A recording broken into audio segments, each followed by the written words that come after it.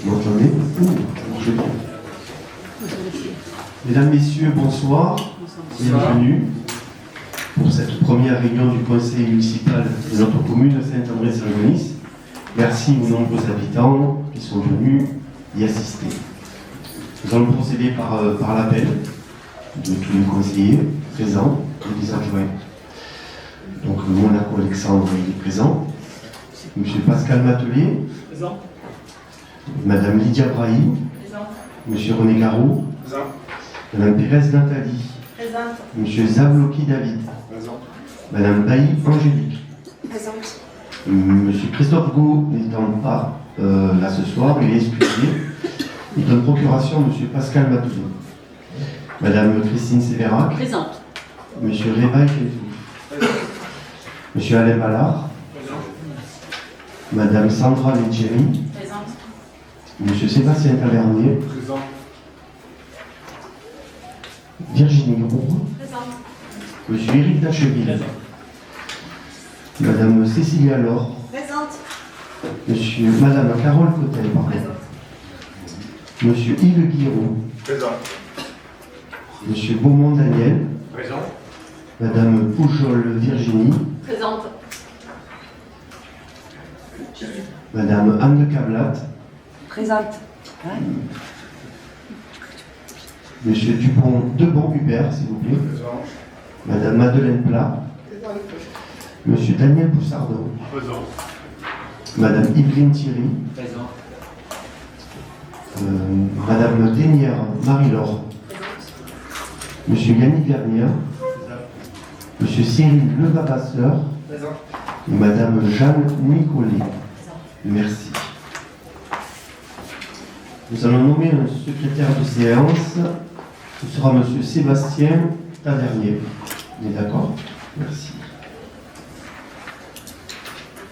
Alors, mesdames et messieurs, l'ordre du jour, nous allons commencer par les délégations de compétences à Monsieur le maire.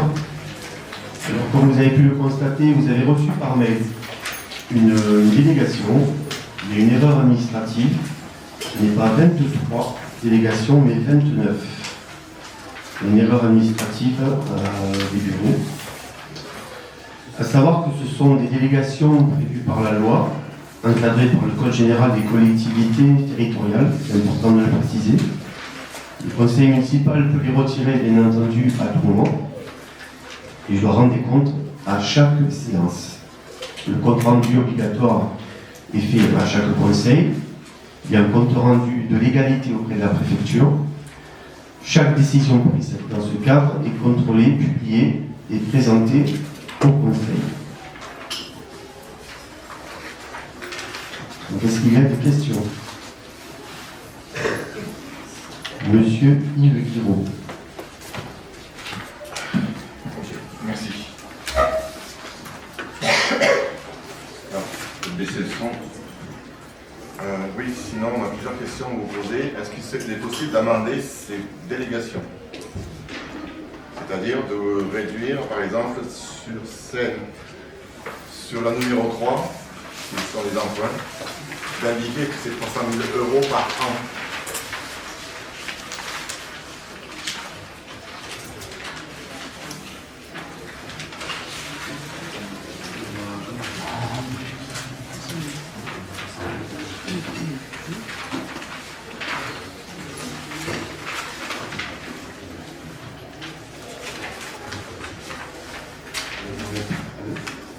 Vous répondre? Oui. Oui. Ensuite, sur les marchés, donc actuellement, il n'y a pas de limitation en montant. Donc nous proposons qu'il y ait une limitation à 30 000 €. C'est-à-dire qu'en dessus de 30 000 € ça passe un conseil municipal. D'accord. Nous sommes... Allô? Non, 30 000 €, nous ne sommes pas d'accord. Quel serait votre chiffre?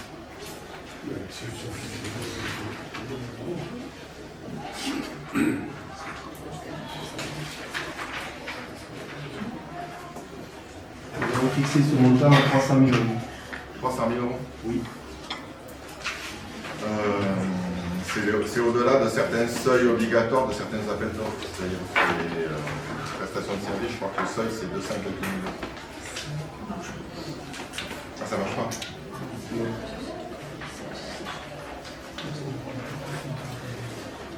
On suivra les règlements, ces appels d'offres. Monsieur le Président. Ensuite, au niveau de la 15, c'est-à-dire les droits de préemption. C'est limité à 500 000 euros. Oui, nous souhaitons de réduire de moitié à 250 000 euros. Oui. Oui. Ok. Ensuite,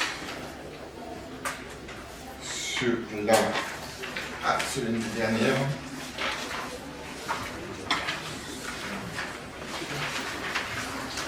Ouais. Sur la 20, non, oui, sur la 20, pareil, indiquer que c'est par an, les 50 000 euros de ligne de trésorerie. Oui, pas de problème.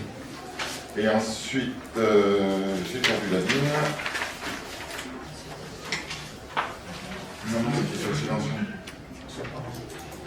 J'ai pas marqué sur subvention. Donc sur les subventions, pour l'instant, il n'y a aucune limitation dans les montants des investissements sur lesquels on fait le... Voilà, c'est la 25. Est-ce qu'il serait possible que pour les investissements qui sont supérieurs à 100 000 euros hors taxe, les demandes de subvention passent en conseil municipal?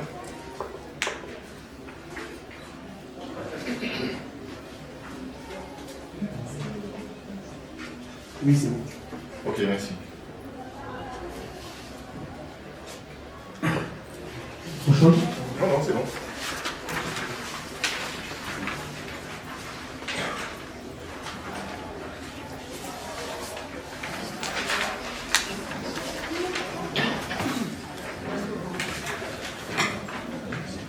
Nous allons procéder maintenant au vote.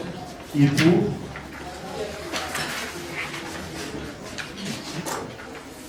Qui est contre? Qui s'abstient? Question numéro 2 concernant le règlement intérieur du conseil municipal. Vous avez vu de voter le règlement intérieur du conseil municipal qui approuve le règlement intérieur du conseil municipal.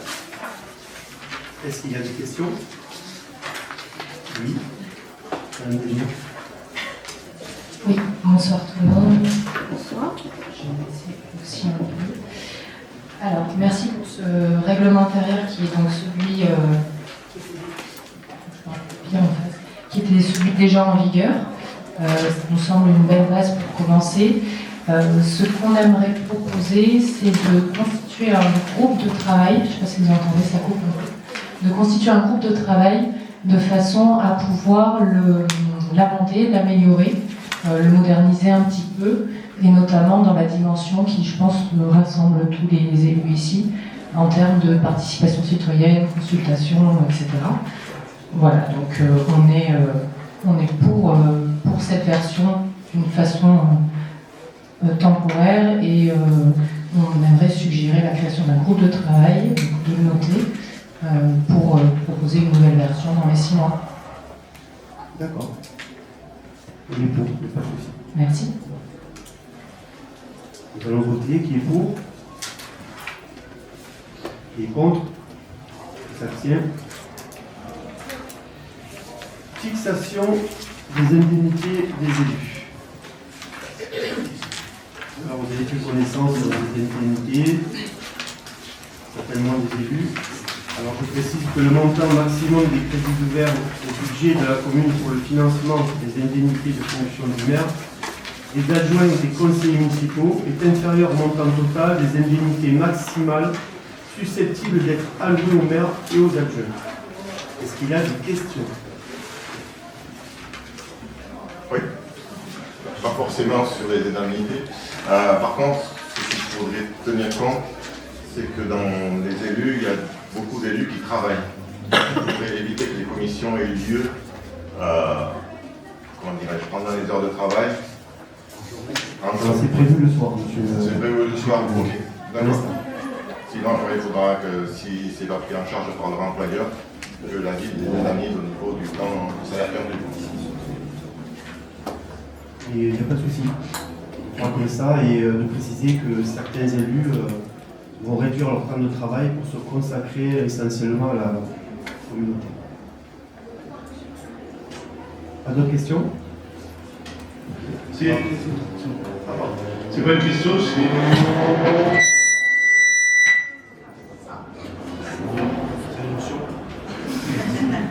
C'est pas une question, c'est juste une remarque. Je remarque que vous avez augmenté bien que vous soyez resté dans l'emploi, vous avez augmenté les indemnités de fonction des élus.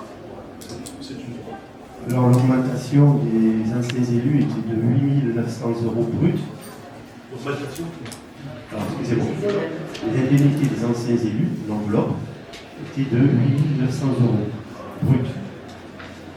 Aujourd'hui, elle est de 9 095 €, soit 196 € brut. Divisé par 11, ça fait 13 €. Ou 6%. C'est pour ça. Ce qui est pas tout à fait le chiffre. Voilà. Si vous permettez, je vais compléter, puisqu'il y a le statut de l'élu communal, le statut des élus locaux qui a été voté en décembre 2025, qui a augmenté les pourcentages pour les élus, les maires et les conseillers municipaux. Les pourcentages. Donc ce qui est logique qu'aujourd'hui, effectivement, le montant augmente aussi. Merci. La précision. L'enveloppe. L'enveloppe, on est d'accord. On va voter qui est pour, qui est contre, qui s'abstient. Merci. Point numéro 4, constitution de la commission d'appel d'offres, le CAO. Alors vous avez reçu un certain nombre de délégués. Donc, je vais vous citer les noms des titulaires. Donc il y a M. Pascal Matelet, M. René Garot, Mme Angélique Bailly, M. Levavasseur Cédric, M. Yves Guéraud, en 5e délégué titulaire. En premier délégué suppléant, M. Christophe Gau, ensuite Mme Pérez Nathalie, Mme Lydia Brahi, Mme Jeanne Nicolet et Mme Virginie Courgeol. Est-ce que vous avez des questions? Monsieur Beaumont. Bonsoir.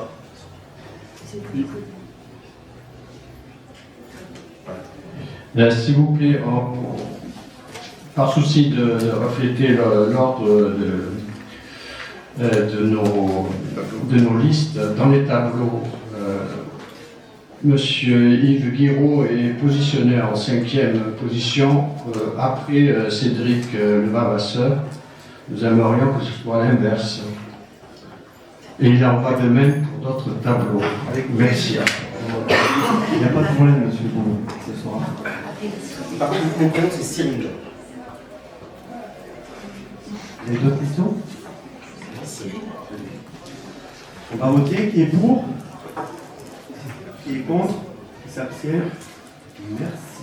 Excusez-moi, si vous pouviez inverser l'ordre des voix, ça serait plus facile à comptabiliser. Je n'ai pas entendu, monsieur. Si vous pouviez inverser l'ordre des votes à chaque délibération, c'est-à-dire commencer par qui est contre, parce qu'il y en a nécessairement moins, c'est plus facile à comptabiliser. C'est juste une façon de faire plus simple. Pas de souci, monsieur. Merci.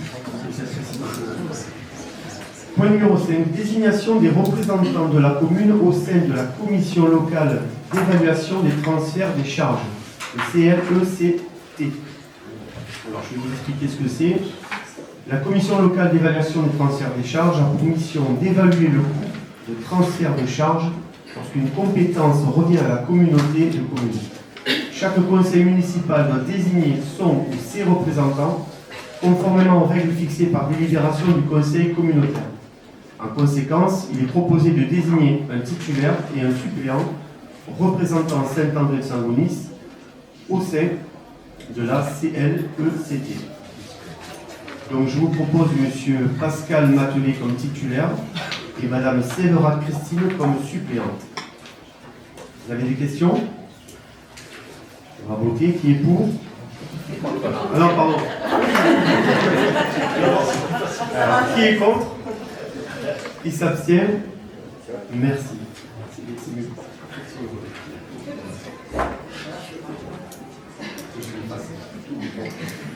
Point numéro 6. Droit à la formation des élus. Donc vous avez pris connaissance, tous les élus ont droit à une formation.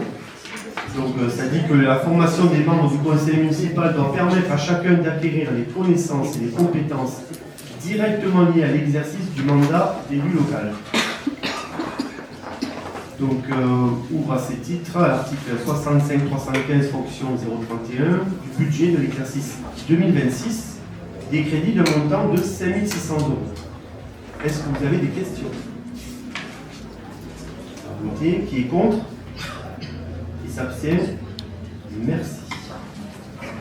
Point numéro 7. J'ai une remarque, excusez-moi, c'est une question, pardon. 5 600 €, est-ce que vous considérez que c'est suffisant pour l'ensemble des élus au vu des responsabilités qu'il a exercées, notamment en termes de finances et des compétences techniques? Est-ce que c'est comme suffisant? C'est le montant qu'on nous a donné pour l'instant. Après, on peut éventuellement le réévaluer. Et donc, on voit avec, Madame la DGS si éventuellement on peut augmenter cette enveloppe. Et ça dépendra des formations que vous allez choisir. Je ne sais pas quel est le coût moyen des formations pratiquées par le passé. Je peux pas vous le dire aujourd'hui. Monsieur le Normation. Entre 800 et 1200 €. Pardon? Entre 800 et 1200 €. Entre 100 et 1200 €, ce qui veut dire que, in fine, sur l'année, ça fait 193 € par élu, sur 29 élus, même s'il y a effectivement une répartition qui est proportionnelle. Peut-être que ce montant mériterait d'être révisé. Ce que je vous donne comme tarif, c'est le tarif de la formation. Le nombre de personnes et assistants étant limité à 15 personnes. Mais on peut le réviser, il n'y a pas de problème. Merci. La moitié. Point numéro 7. Désignation des membres de la commission communale des impôts directs. Alors ça c'est très important, les impôts. Donc la commission communale se réunit au moins une fois par an. Elle intervient surtout en matière de fiscalité directe locale. Donc à savoir qu'il y a, il me semble, 16 titulaires et 16 suppléants. Est-ce que vous voulez que je vous énumère tous les noms ou vous avez en pris connaissance? Oui, tous les noms. D'accord. Donc en titulaire, vous avez M. Daniel Boussardon, Lindsay de Dieu, Anne Le Cablat, Christine Sévérac, Carole Cotel, M. Jérôme Ball, Karine Josy, Marie Carsenac, Jean-Marie Ortiz, Jean-Paul Leclerc, Lydia Brani, Madeleine Plat, Pascal Matelet, René Garot, Cédric Levavasseur et Daniel Beaumont. Je connais déjà la question. C'est Cyril. C'est C'est Cyril. Ah, pardon, c'est Cyril. Ah, il y a une erreur. Ah, il y a écrit Cédric. En suppléant, David Zablocki, Yveline Thierry, Sébastien Tavernier, Hubert Debon, Alain Ballard, Joanne Acoste, Éric Dacheville, Sophia Didri, Cyril Naudin, Tom Lapouliade, William Pérez, Élodie Rode, Isabelle Pagès, Isabelle Raymond, Mathieu Plat et Madame Virginie Poujol. Est-ce qu'il y a des questions? Vous voulez pas qu'on inverse les noms? Si. Voilà. D'accord. Donc on va inverser les noms. Donc on va voter qui est pour, qui est contre, qui s'abstient. Merci. Point numéro 8, désignation des représentants de la collectivité au comité social territorial. Alors, je vous explique que cette instance est notamment consultée sur l'organisation et le fonctionnement des services, les évolutions des administrations ayant un impact sur les agents de la collectivité, les orientations stratégiques en matière de gestion des effectifs, des emplois et des compétences, les grandes orientations en matière de régime indemnitaire ainsi que les critères de répartition afférents, les questions relatives à la formation professionnelle, à l'insertion, à la promotion et à l'égalité professionnelle entre les femmes et les hommes, les sujets d'ordre général relatifs à l'hygiène, à la sécurité et aux conditions de travail, les dispositifs d'action sociale et de protection sociale complémentaires.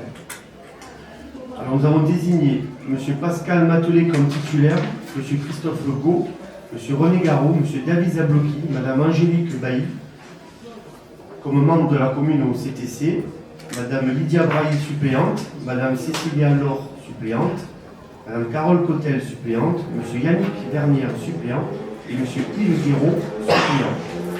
Vous avez des questions? Inverser le nom peut-être, c'est ça? Non, pas forcément. Si, mais ça fait partie de... On va le répéter à peu près. Oui, Non, la question, c'est le collège employé. Va-t-il être renouvelé aussi à cette occasion-là ou celui qui était déjà en cours sera maintenu? Non. Non.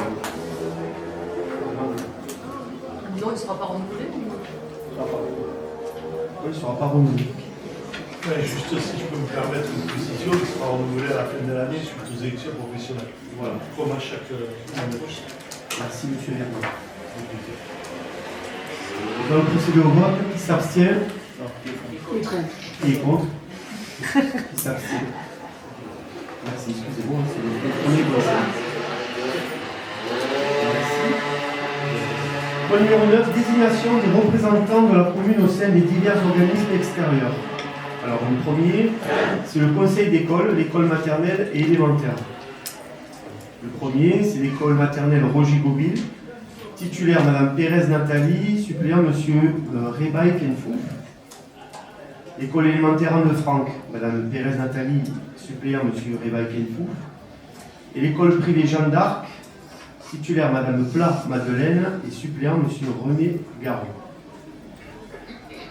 L'article 2, le conseil d'administration du collège Max Rouquette sont désignés Madame Pérez Nathalie comme titulaire et Monsieur Rebaï Kenfouf comme suppléant.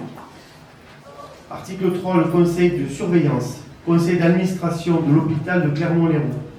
Sont désignés titulaires Madame Lydia Braille et suppléante Madame Virginie Roure. Article 4, autres organismes, le conseil d'administration de la maison des entreprises. Titulaire Madame Angélique Bailly et suppléante Madame Thierry Yveline. Le comité local pour le logement autonome des jeunes, Madame Lydia Braille comme titulaire et Madame Virginie Roux comme suppléante. Alors, vous avez pu voir, il y a un comité local d'information et de la coordination, le CLIC, il n'existe plus, donc on va le supprimer. Le conseil d'administration de l'Institut médico-éducatif, l'IME, et de la maison d'accueil spécialisée La Masse, l'Ansorial, comme titulaire Madame Lydia Braille, comme suppléante Madame Virginie Roux.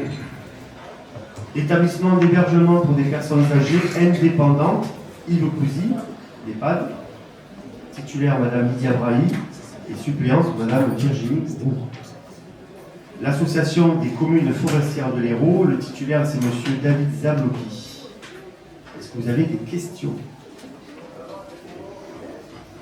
Qui s'abstient? Qui est contre? Merci. Le point numéro 10, désignation des représentants municipaux au sein des commissions du Pays Cœur d'Hérault. Alors, nous avons une liste.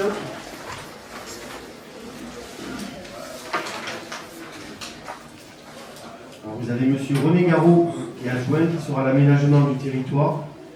Madame Angélique Bailly, adjointe à transition écologique. Madame Angélique Bailly, au développement économique. Madame Nathalie Pérez, adjointe agriculture et projets alimentaires territorial. Monsieur David Zabloki, qui est adjoint à la charte forestière. Monsieur René Garot, actuellement adjoint, il sera à la mobilité. Monsieur Christophe Legault, qui est actuellement adjoint à la festivité, il sera à la culture et au patrimoine. Madame Lydia Braille, adjointe au social, elle sera au tourisme et également à la santé. Donc je tiens à préciser que les représentants désignés s'engagent à participer activement aux réunions et travaux des commissions désignées, relayer les informations et décisions prises au sein des commissions vers les instances communales et contribuer à la dynamique collective du Pays Cœur d'Hérault. Est-ce que vous avez des questions? Madame Poujoli. Bonjour à tout le monde. Oui, on a une question. Le Pays Cœur d'Hérault, c'est vraiment une instance qui est intéressante et importante pour la commune et pour le territoire.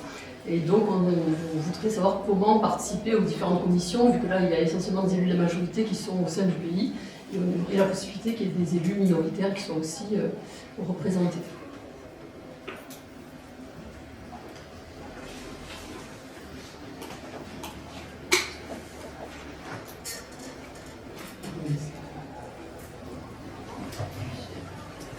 Vous connaissez les dates?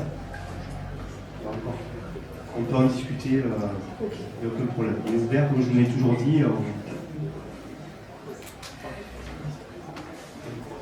On se voit vendredi, on peut en parler, il n'y a aucun problème. Vendredi soir. C'est demain, Ça pour vous va? M. Bernier. Ça reste pour M. Bernier, on se voit demain soir, on peut en discuter, il n'y a aucun problème.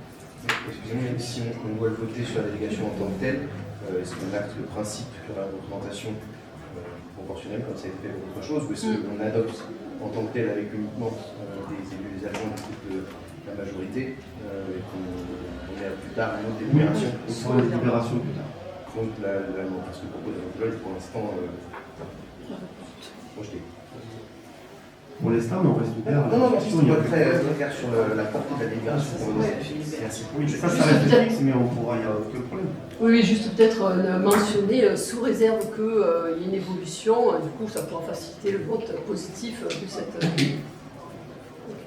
bien.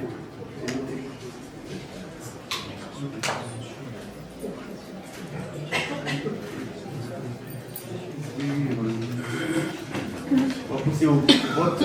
Qui s'abstient? Qui est contre? Qui s'abstient? Merci. Désignation d'un correspondant défense. Nous avons désigné M. David Zablocki comme correspondant de la défense. Qui est contre? Qui s'abstient? Merci. Désignation d'un représentant Aéroénergie. Donc on désigne M. le maire Alexandre Monaco comme représentant de la commune auprès d'Aéroénergie. D'autoriser M. le maire à signer tous les documents relatifs à cette désignation. Est-ce qu'il y a des questions? Et contre? Qui s'abstient?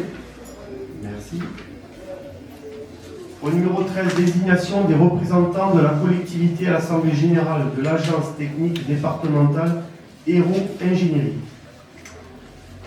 Alors, cette agence, pour ceux qui ne la connaissent pas, elle permet d'apporter au territoire l'appui et l'expertise des services départementaux dans les domaines de l'eau potable et de l'assainissement. Domaine à fort enjeu dans l'Hérault et qui régule des compétences techniques très spécifiques. Donc désigner M. le maire Alexandre Monaco en qualité de titulaire et M. Hubert Debon en qualité de suppléant. Vous avez des questions? Qui est contre? Qui s'abstient? Merci. Point numéro 14, la composition de la commission d'accessibilité des personnes handicapées. Alors, on décide de ne pas procéder au scrutin secret pour désigner les membres. Procède à l'élection des membres de cette commission. Donc, M. René Garot, Mme Anne Cablat, Mme Madeleine Plat, Mme Nicolet Jeanne, Mme Valérie Roura, donc c'est Virginie Roura, Mme Vanessa Sall Ndiaye, Mme Malika Ringwat et Mme Navarro Mode. Est-ce que vous avez des questions? Je vous en prie. Notre groupe a proposé que je sois membre de la commission pour l'accessibilité des personnes en situation de handicap. Vous m'avez envoyé un mail suite à la sollicitation. D'accord. On va voter. Qui est contre? Qui s'abstient? Merci. Point numéro 15, le contrat intercommunal de sécurité et de prévention de la délinquance. Alors je vous rappelle que à l'Assemblée, que le Conseil intercommunal de sécurité et de prévention de la délinquance est une instance de concertation entre les communes de Gignac, Agnan et de Saint-André de Sangonis. Les thèmes. Le thème numéro 1, c'est mobiliser contre les atteintes aux biens. prévenir et réduire les actes de dégradation de vol, d'incivilité matérielle dans les espaces publics et privés en renforçant la responsabilisation des publics concernés et la sécurisation des lieux sensibles. Le thème numéro 2, prévenir les atteintes aux personnes, lutte et prévention des violences interpersonnelles et accompagnement des victimes. Le thème numéro 3, lutter contre les dérives et les conduites à risque, prévenir les comportements à risque, addiction, radicalisation, cyberdérives et regroupements problématiques, en mobilisant les acteurs éducatifs, sociaux et sanitaires. Questions? Des contre? S'abstient? Merci. Point numéro 16, fixation du nombre d'administrateurs du conseil d'administration du CCAS. Donc nous avons fixé le nombre de 11 administrateurs du CCAS répartis comme suit. Donc le maire, 5 membres élus au sein du conseil municipal et 5 membres nommés par le maire dans les conditions de l'article L123.6 du Code de l'action sociale et des familles. Est-ce que vous avez des questions? Qui s'abstiennent? Juste, est-ce que les membres de la société civile sont déjà désignés? On n'a pas eu la réunion encore. On a reçu les candidatures, mais on n'a pas encore. Qui est contre? Qui s'abstient? Merci. Désignation des représentants du conseil municipal au conseil d'administration du CCAS. Donc le conseil municipal décide de procéder à la désignation des représentants du conseil municipal au conseil d'administration du CCAS. Donc, la liste des candidats sont Madame Lydia Brahimi, Madame Virginie Rouvre, Madame Cécilia Igor, Madame Dénière Marie-Laure et Monsieur Yannick Vernier. Des questions? Qui est contre? Qui s'abstient? Merci. Yannick, pour ajouter à ta question, au niveau des membres, on a jusqu'au 13 pour attendre encore des candidatures. C'est pour ça que pour l'instant, il n'y a aucune.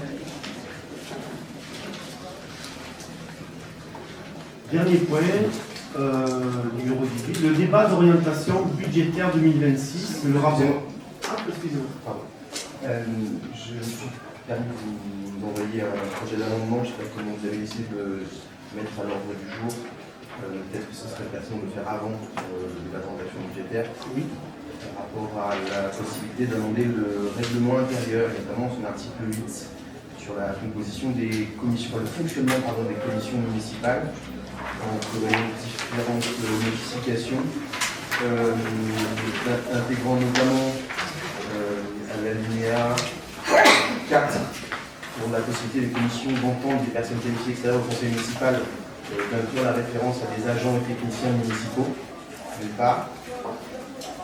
Ensuite, sur l'alinéa 5, sur la possibilité d'assister en qualité d'auditeur aux travaux de la commission, de préciser que le calendrier des commissions serait communiqué aux membres du conseil municipal, pour un souci de visibilité, et de prévoir à l'alinéa 6 une fréquence de réunion, de proposer de fixer à 2 fois par trimestre, mais on peut en discuter, mais prévoir une fréquence pour s'engager à les tenir et avoir quand même un rythme. Et un autre point, au 7e alinéa, sur préciser que la convocation s'accompagnera aussi de documents préparatoires utiles à la préparation des travaux. Et au dernier alinéa, l'ajout d'un rapport annuel d'activité à destination de vous-même, du maire donc, et du conseil municipal. Voilà, j'aurais aimé soumettre cet amendement à l'article 8 du règlement intérieur du conseil municipal. Alors je vous ai répondu par mail. Je suis OK pour je vous apporte l'ensemble des éléments, sauf sur l'article 8, où la composition des commissions rassure une représentation équilibrée. Là-dessus, on n'était pas d'accord. C'est pour ça que je n'ai pas mentionné. Voilà, je préfère garder la majorité. Après, tout le reste, c'est un peu. Sur la fréquence aussi, ça vous convient? Oui, on peut en discuter encore, mais aucun problème. Après, ça dépendra des commissions. Voilà, C'est des commissions importantes, oui. Après, il y a des petites commissions peut-être qui ne sont pas nécessaires d'avoir autant de fréquence. s'il faut ne pas s'y contraindre, après ce sera peut-être à vous. De toute façon, vous restez maître par la loi. Voilà. Mais il n'y a pas de problème. Est-ce que je peux soumettre l'amendement peut-être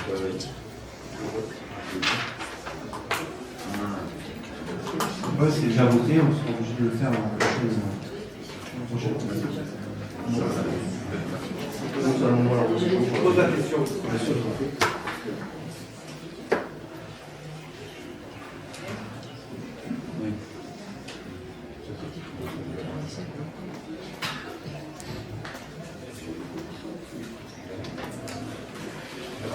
Comme on doit rencontrer Madame Poujol aussi, c'est intéressant qu'on en parle et qu'on délibère après plus tard, sur le prochain conseil.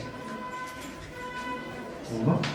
C'est important qu'on rencontre aussi l'autre équipe, l'assistant pour nous aussi, avec les femmes. D'accord. Ah, excusez-moi, je vous en prie. Merci. Alors, en fait, c'était notre propos quand on a parlé du règlement intérieur tout à l'heure. C'était de proposer un groupe de travail, une commission qui revoit le règlement et qui prend en compte les attentes des uns, des autres, et voilà, qu'on arrive à un règlement qui convienne à tout le monde. Donc, ce que dit M. Levasseur a tout à fait sa place.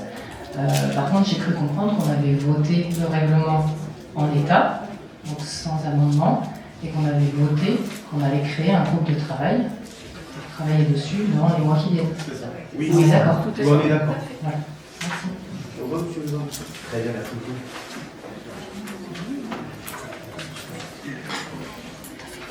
On souhaiterait récupérer la feuille d'émargement, s'il vous plaît, cette actuelle-là. Merci beaucoup. Monsieur Pascal Majoli. Pour le budget. Mesdames, Messieurs, bonjour. Mesdames, Messieurs, bonjour. Vous m'entendez? Non. Mesdames, Messieurs, bonjour. Mesdames, Messieurs, Mesdames, Messieurs, bonjour. Je pense que je l'ai dit 4 ou 5 fois. Donc... je vais donc entamer le débat d'orientation budgétaire, qui est donc un débat sur l'orientation que souhaite le Conseil sur le budget, qui est le budget primitif qui sortira donc en fin de mois. L'élaboration, alors moi je répéterai simplement ce que j'ai dit à la réunion où certains d'entre vous y étaient. L'élaboration du DOB est une étape obligatoire du cycle budgétaire des collectivités. Selon le Code général des collectivités territoriales, elle concerne les régions, les départements, les communes de plus de 3500 habitants, ainsi que les EPCI, les syndicats mixtes, comprenant au moins une commune de 3500 habitants et plus.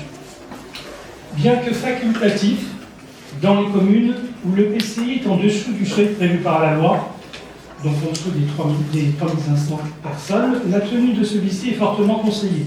Malgré l'obligation de l'élaboration d'un DOB, la loi n'en fixe pas précisément les contenus.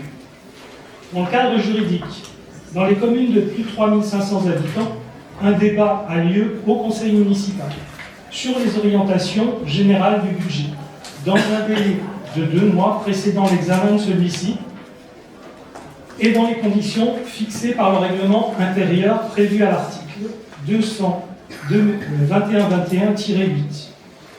Donc il faut noter qu'en cas d'absence du DOB, toute délibération relative à l'adoption du budget primitif est réputée illégale.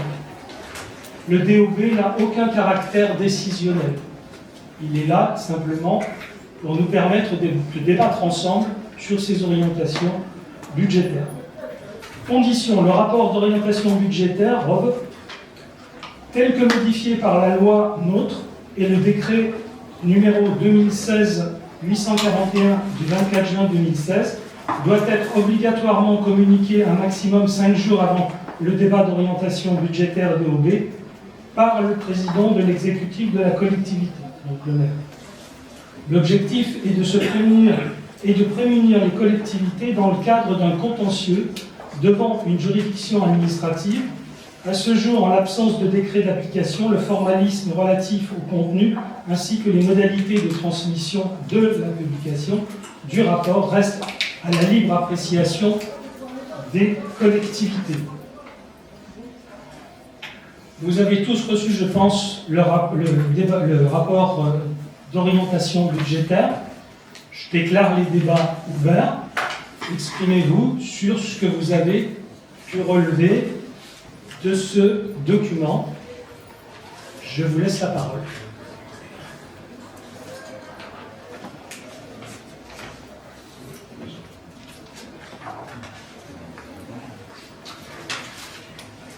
Pas de questions?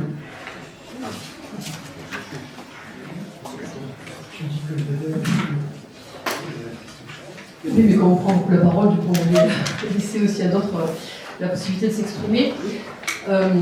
C'est un moment important, le débat d'orientation budgétaire, ça fixe les lignes pour l'année à venir, et donc c'est vraiment un document de 50 pages qui précise un peu les axes politiques, donc comment vous allez mettre en œuvre la politique de votre mandat, de votre nouveau mandat. Ce qu'on a pu observer, alors j'ai eu plusieurs questions de fond et plus techniques sur ce qu'on a pu observer dans ce rapport d'orientation budgétaire, c'est que déjà on observe une continuité par rapport à ce qui s'est fait.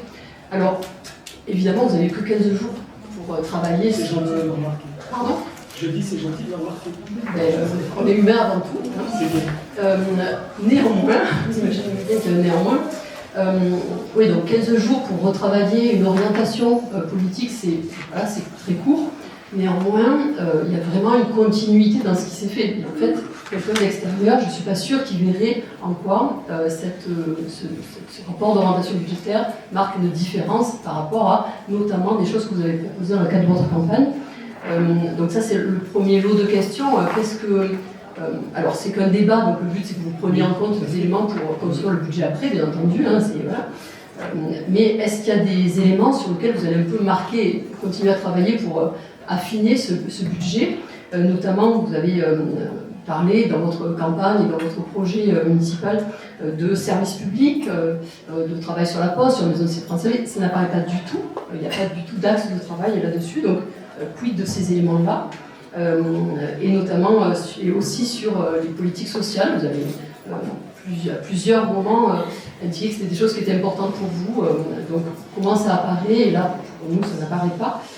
Et ensuite, des questions un peu plus précises sur le budget vert de la collectivité. Alors je dirais le volet vert de la maison. Il y a plusieurs choses. Alors du coup, j'avais besoin d'avoir des précisions. Alors, vous parlez d'un véhicule électrique. Alors, pourquoi faire? Pour quel usage? C'est assez précis, mais... Service technique. Ouais, oui, mais bon, ça j'imagine bien, mais voilà, je vais avoir plus de détails. Juste, je finis. Vous parlez d'une serre, ce que je trouve intéressant, donc c'était vraiment quelque chose qu'on voulait travailler, la question agricole, donc évidemment, c'est là-dessus. Mais 15 000 €, donc pour quel usage? Pour bouturer quoi? Par qui ou avec qui, enfin, voilà, de comprendre un peu le sens, parce que donc évidemment là-dedans ça n'apparaît pas, il y a juste une ligne, donc on manque d'explications pour pouvoir voter ensuite.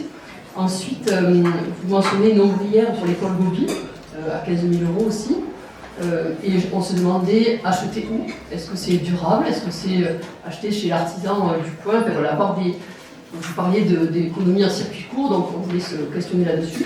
Et ensuite, il y a des choses dont vous faisiez état, notamment dans votre projet, la désimperméabilisation, les déplacements doux. Alors, il y a un petit bout de déplacement doux qui est mentionné entre l'IME et je ne sais plus où d'ailleurs. Et donc, on a voulu avoir des précisions sur ces éléments-là, parce que voter le budget, alors certes, on est en dessous des seuils dont on parlait tout à l'heure, mais je trouve que c'est intéressant de comprendre un peu quels sont les choix qui ont guidé, qui ont contribué à aller vers ça. Et donc, quelle est votre spécificité, comment vous allez colorer ce budget par rapport à ce que vous avez proposé pour être élu en mars? Alors, premièrement, pour vous répondre, je voudrais que vous repreniez vos questions de manière à ce que je puisse, moi, y répondre à chaque question. Okay. Si ça vous dérange pas du tout. C'est juste pour éviter pour tout le monde. Écoutez, donc, le véhicule électrique? c'est pour les services techniques, le déplacement du personnel. Pour des travaux. Donc, un véhicule de chantier, j'imagine. Véhicule de chantier. Ok, merci. Mais voilà, c'est une nuance qui est importante. Moi, je vous en prie. Ça paraît bien, mais c'est pas pareil qu'une voiture de service. La serre. Alors la serre, c'est pour effectivement planter, donc pour permettre à la commune de développer, on va dire, des espaces un petit peu plus conviviaux et surtout fleuris au titre de la commune. D'accord, donc c'est pour les espaces, la destination des espaces de la commune, tout à fait. pour utiliser par les employés communaux. Tout à fait. Merci. L'ombrière. L'ombrière n'est pas décidée. C'est-à-dire qu'il y avait effectivement dans le budget qui était primitif une ombrière et il y avait un montant de 15 000 euros. Je vais peut-être passer la parole à Nathalie, si tu veux t'exprimer sur le sujet. Alors, l'ombrière, on parle au niveau de Anne Frank. Oui. On arrive déjà demain, il va commencer à faire 30 degrés dans cette cour d'école. Les arbres, donc, sur le côté de l'aspect, là où il y a encore des arbres, ça va. De l'autre côté, il y a un jeu qui est en plein soleil. Il y a du fer. Nos enfants, les enfants de la commune, on ne peut pas les laisser avec les fortes chaleurs qu'on connaît dans le sud. Donc c'est pour ça que je pense que c'est essentiel et même urgent de le placer. Oui, tout à fait. On ne remet pas du tout en question ça. La question, c'était plutôt est-ce que c'est un circuit court? D'où vient cette ombrière? Voilà, c'était plutôt des préoccupations sur les logiques d'achat, en fait. Cette ombrière. C'est pas du tout pour mettre en question l'idée, évidemment. Je reprends la parole. Nathalie n'était pas au courant. Donc, pour le moment, c'est sur un papier. On n'a pas fait de devis. On voudrait voir s'il y a d'autres solutions et vous faire participer si c'est nécessaire. Moi, juste, ça nous a été annoncé au conseil d'école hier, ça avait été commandé. Au conseil d'école hier, il y a un devis. Il y a un devis. Excusez-moi, mais je n'étais pas au courant. Oui, il y a un devis qui a été fait au niveau de Gobi. Voilà. Donc, Signé. Signé. Signé dans quel sens? Signé dans quel sens? Non, il n'est pas validé. Il n'est pas validé. Tant qu'on n'avait pas voté le budget, voilà, on n'est pas. Donc après, c'était juste des questions. Simplement pour la signature, comme je n'avais aucune délégation, je ne pouvais pas le faire et je voulais qu'on en discute préalablement. Merci. Et ensuite, c'était donc des questions plutôt d'ordre général sur quelle est votre orientation globale et comment vous allez colorer le budget par rapport à vos intentions politiques qui étaient initiales, pour lesquelles vous avez été élus. Vous avez fait allusion à la Poste, par exemple. Donc la Poste, pour le moment, fait son travail habituel.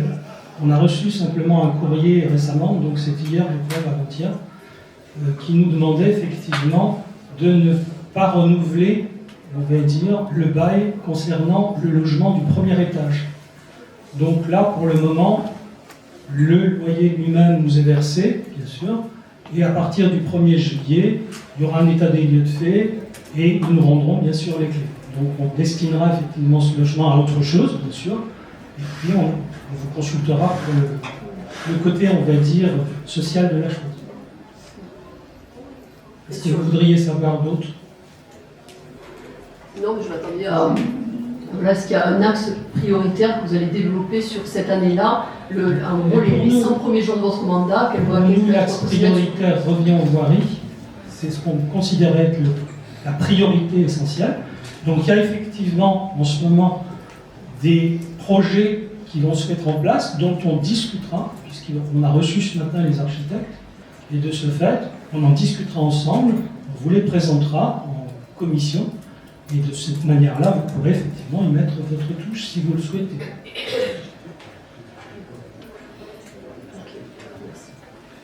Ce qui concerne la partie sociale, il y a des bureaux qui vont être ouverts au rez-de-chaussée, donc sur la partie en entrant à gauche dans la mairie, donc pour recevoir le public et pour recevoir les citoyens pour des problèmes qui leur sont propres et qui seront effectivement, avec les adjoints, discuter, voir, essayer de les réaliser, peut-être essayer de faire en sorte que la personne trouve quelqu'un en face de lui pour communiquer. Je vais rajouter qu'au niveau social, les permanences ont commencé, c'est-à-dire que je reçois le vendredi matin ici, sans rendez-vous, en mairie, et le mardi matin, sur rendez-vous, au CCAS, donc à Mosaïka, et j'ai déjà commencé depuis la semaine dernière. Voilà. Les actions qui ont été inscrites au budget dont vous parliez tout à l'heure sont des actions qui ne sont pas définitives. Elles n'ont pas été, on va dire, actées d'une manière définitive, hormis, je suis désolé, mais hormis la partie médiathèque et Île-aux-Papas. Là, c'est quelque chose.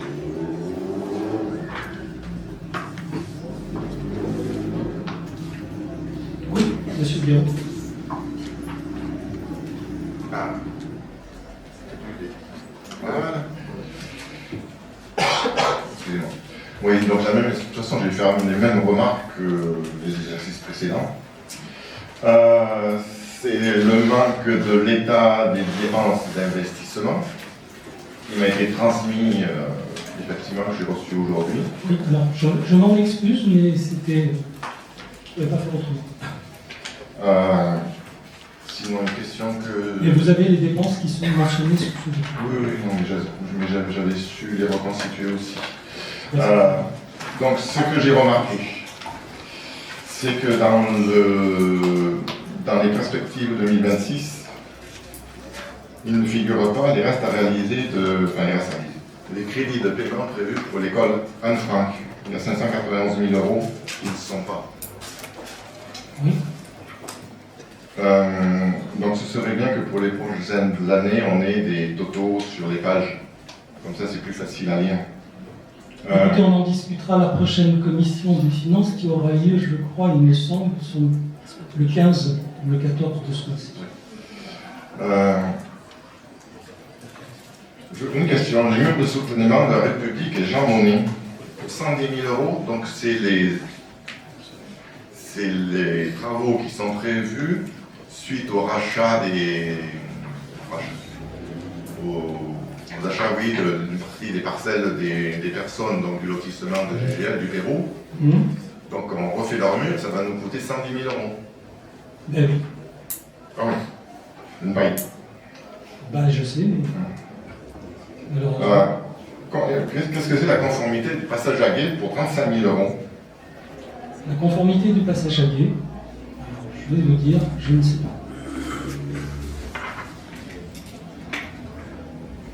Bon. C'est la loi. Mais c'est quoi le passage à guet? Monsieur Vernier peut peut-être répondre. Ben, je vais essayer, c'est juste la loi. Il faut que la commune soit en conformité avec la loi au niveau de tous les passages à guet. Donc il faut faire un inventaire de tous les passages à guet qu'il y a sur la commune et les mettre en conformité. C'est le problème, c'est ça. D'accord, merci. Merci. Merci. D'autres questions? Non, le reste c'est bon, puisque vous avez répondu à Martine en répondant à... Si, oui, quelle va être votre politique au niveau des investissements pendant ce mandat, en fait? C'est pas que c'est une stratégie aussi de savoir quelle est la capacité d'investissement sur les 6 ans qui viennent par année. Quel montant vous estimez pouvoir investir dans les 6 ans qui viennent? Écoutez, pour l'instant, on est dans un débat d'orientation budgétaire. Je vous propose d'en parler si vous voulez à la commission des finances. D'accord. Donc, vous confirmez donc, que pour l'instant, il n'y a pas d'emprunt sur la médiathèque? Pour le moment, il n'y a pas d'emprunt. Bon.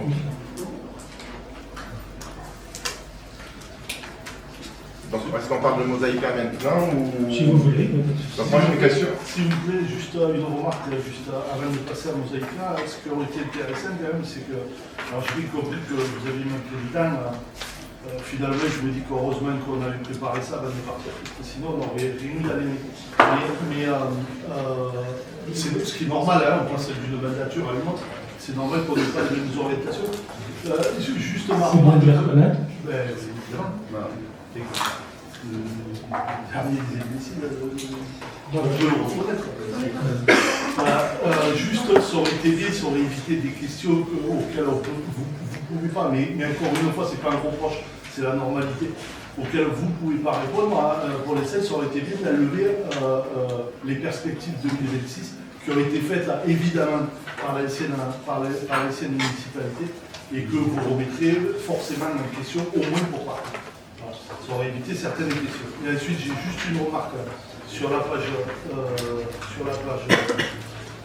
32, me semble-t-il. C'est-à-dire, alors c'est pas la page 32, mais je vais y arriver. C'est la page 34, c'est que vous avez laissé l'ancien montant des indemnités de fonctionnement. Tout à fait. Qui est complètement erroné. Tout à fait. Mais on s'en est expliqué. Oui, mais non, mais en fait, ce à quoi je veux en venir, c'est que le fait de travailler sur un document qui a été réalisé avant les élections fait qu'on débat sur la base d'un rapport où il y a des choses qui sont soit fausses, soit qui ne sont plus d'actualité. Bah, écoutez, c'est le temps qui nous a manqué, monsieur Dernier. Mais je sais, c'est pour ça que j'ai fait une remarque et pas une remarque.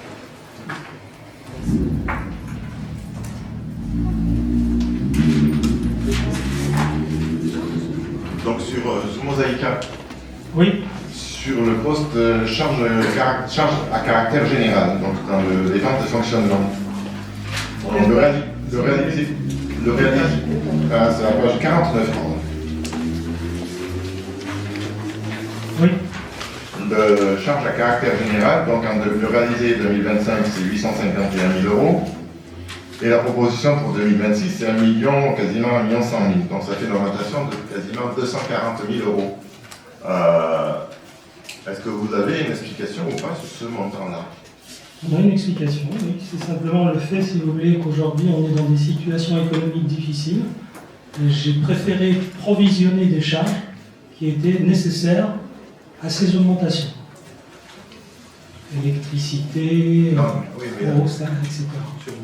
Sur Mosaïka, il n'y a pas 240 000 euros d'électricité, je pense. Non, je pense pas non plus, mais Non, mais, autre chose.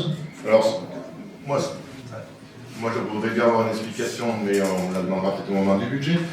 Pourquoi une augmentation de 143 000 euros alors qu'on maintient le montant de la subvention à 178 000 euros, la subvention de fonctionnement. Écoutez, quand on fera le budget, je vous expliquerai tout ça. Ok.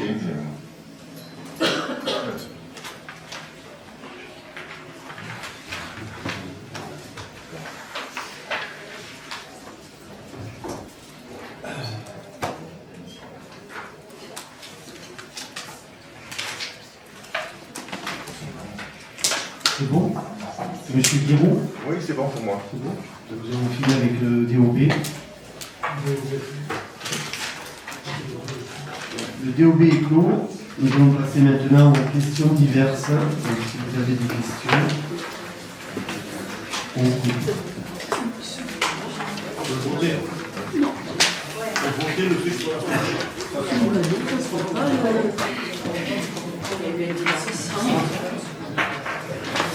on va voter qu'il y a eu un débat. Qui est contre?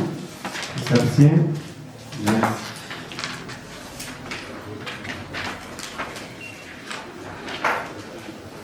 Questions diverses. Y a-t-il des questions? Monsieur Beaumont, vous avez levé la main. Je vous en prie. Merci. Lors du conseil municipal d'installation, nous avons tous entendu la charte de l'élu local que vous avez bien voulu dire. Pour notre part, notre liste a élaboré une charte qui va plus loin et que, en tant que candidat, nous avions tous signé. Elle était visible et on pourra la partager. Quoi qu'il en soit, nous, dans la même logique, nous voulons insister sur le fait que les principes de transparence, d'intégrité, d'exemplarité, il n'y a pas débat. Il n'y a pas débat sur ça. Tout le monde est d'accord. La vraie question, c'est pas la vraie question, ce n'est pas de savoir si nous sommes d'accord. La vraie question, c'est comment on peut s'engager davantage. Et c'est pour cela que nous avons signé une charte que nous partagerons qui reprend les thèmes et les principes que nous avions annoncés pendant la campagne. Certains principes s'inspirent de l'association Anticorps. Pourquoi nous voulons aller plus loin? Je crois que tout le monde veut donner davantage de sens à l'engagement personnel réel. Deuxièmement, il s'agit de renforcer la confiance des citoyens. Ça a été aussi un thème pendant la campagne. Troisièmement, nous voulons être exemplaires vis-à-vis des agents municipaux et des partenaires. Les élus montrent l'exemple en s'engageant eux-mêmes au même niveau d'exigence. Un autre point et un autre argument, si j'ai besoin d'en rajouter, il vaut mieux anticiper que subir. C'est-à-dire qu'une charte qui engage chacun de nous par la signature est un outil de prévention des dérives et des crises plutôt que de réaction. Et enfin, last but not least, il s'agit de valoriser l'image de la commune, car une signature collective renforcera l'image de sérieux et d'intégrité de la municipalité. Donc, nous allons partager avec l'ensemble de l'Assemblée la charte que nous quatre avons signée et nous vous proposons, nous partagerons avec vous une version qui devrait être acceptable pour marquer cet engagement entre nous et vis-à-vis des citoyens. Je vous remercie. Très bien, Monsieur Beaumont. Vous faites passer votre charte. Nous l'étudierons et bien entendu, on la signera sans problème. Mais on va d'abord l'étudier, point par point, mais effectivement, c'est important. Merci. Madame Dénia. Merci. Nous aimerions mettre 2 points à l'ordre du jour du prochain conseil municipal. Des points, demander de faire un point sur deux chantiers actuels. Donc le chantier de la médiathèque et des logements FDI. Voilà, donc ça serait bien qu'au prochain conseil municipal, on puisse avoir un aperçu de l'ensemble des coûts, des recours juridiques, le point d'avancement sur le chantier, le calendrier et notamment aussi les calendriers sur ce qui est consultation citoyenne, tel que vous l'avez annoncé dans la presse. Et mettre aussi à l'ordre du jour tout ce qui concerne le cours de la liberté, de façon à clarifier le projet au niveau technique comme financier, et pareil, d'avoir accès au calendrier. Je vous remercie.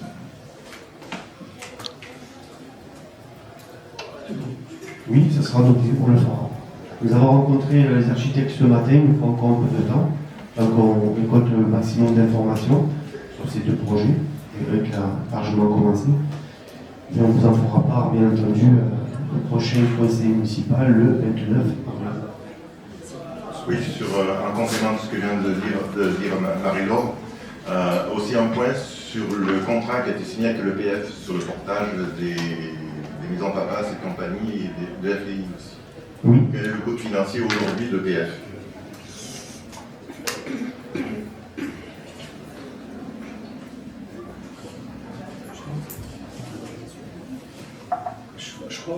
Je crois qu'on est, je crois, en financement, donc, comme je vous ai dit, le 14 ou 15. Si vous voulez, je le ferai un peu.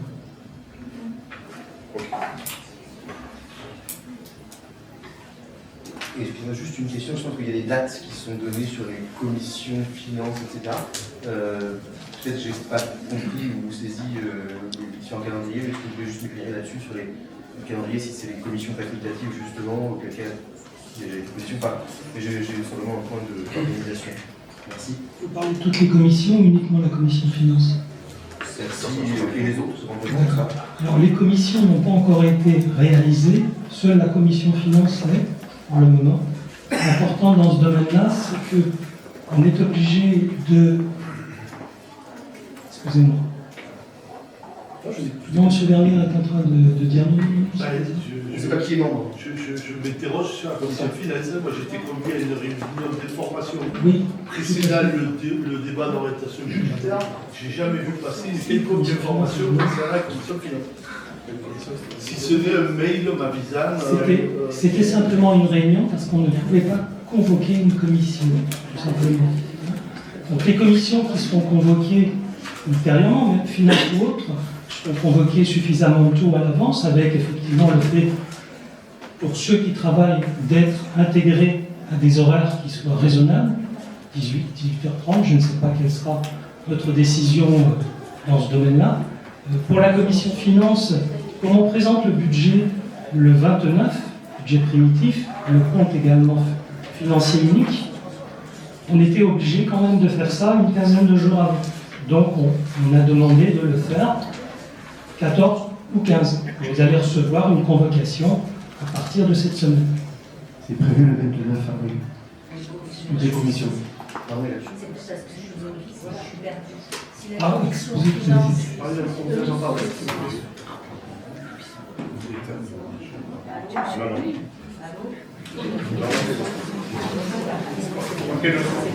C'est bon? Voilà. J'aurais fait la bonne erreur que tout le monde. Juste du coup, donc je comprends très bien le rétro-planning par rapport au vote du budget, mais du coup, pourquoi on n'a pas voté la composition de la commission finance comme celle des commissions obligatoires aujourd'hui? Qui va être dans cette commission? Ben écoutez, on a demandé à ce qu'il y ait des personnes dans la commission. Vous ferez ça demain ou après-demain. Je n'ai pas les noms en tête, je m'excuse. Et donc c'est décidé de votre côté, c'est pas passé en conseil municipal la composition de cette commission? Tout à fait. D'accord. Je croyais que les commissions... Ça sera voté le 29. D'accord. Donc on fait un peu à l'avance Alors, les questions pratiques et pour on une la question- vote pour une question- post-réalisation. Pour une question qui est le fait de voter le budget avant le 30 avril, on est obligé de pratiquer comme ça. Non, non, c'était pas du tout C'est- sur le vote du budget, c'était sur la Oui, manière dont oui, sont on ne organisées peut pas les faire commissions. autrement. Voilà. Oui. Ok. Non, mais je comprends que vous soyez pris par le temps. On aurait pu annoncer C'est bien que vous la compreniez commission également, aujourd'hui. C'était ce que je cherchais à comprendre. Ça fait 10 jours qu'on est à la mairie. Vous imaginez bien que le nombre de dossiers qu'on nous a présentés est relativement important. Donc on a priorisé ce qu'on considérait être prioritaire, et puis on va faire au fur et à mesure. Je comprends bien que votre vie soit courte, et je suis désolé pour vous, du coup, de la salle de travail à Laval. Mais pardon, comment sont désignés les membres des commissions? Est-ce que c'est proposé du coup? Parce que là, on est plus du tout dans le cadre des commissions telles que par le règlement intérieur qu'on a voté qui s'applique. Ça fait un destin de francs de composition, quand on est proportionnel, en état d'article 8. Et donc on est complètement hors cadre sur les commissions. Et quel est le mode de désignation du coup des commissions? Là, vous avez lu le règlement intérieur, non? Oui, justement. Mais il n'y a pas le mode de désignation qui soit précisé. Et le CGCT reste silencieux là-dessus. Il y a juste une désignation proportionnelle.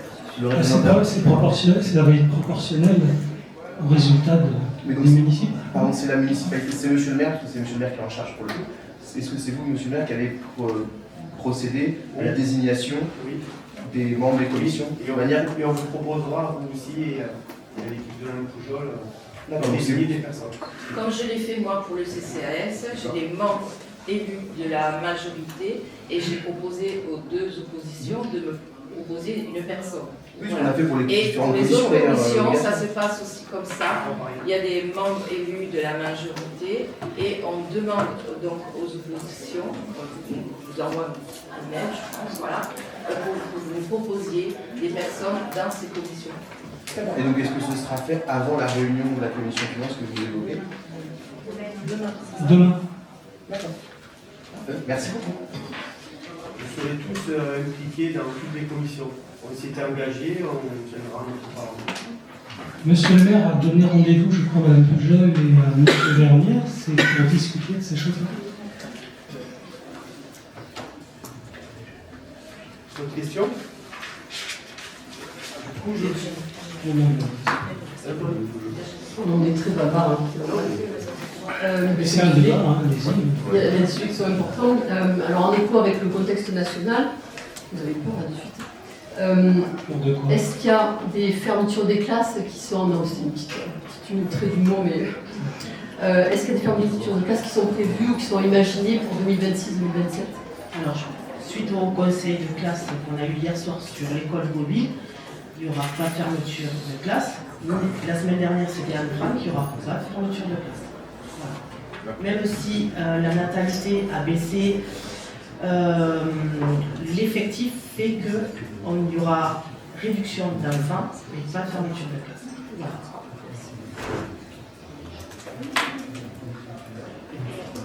D'autres questions? Alors je clôture la séance du conseil. Je vous donne rendez-vous le mercredi 29 avril à 18h30. Mesdames et messieurs, je vous remercie.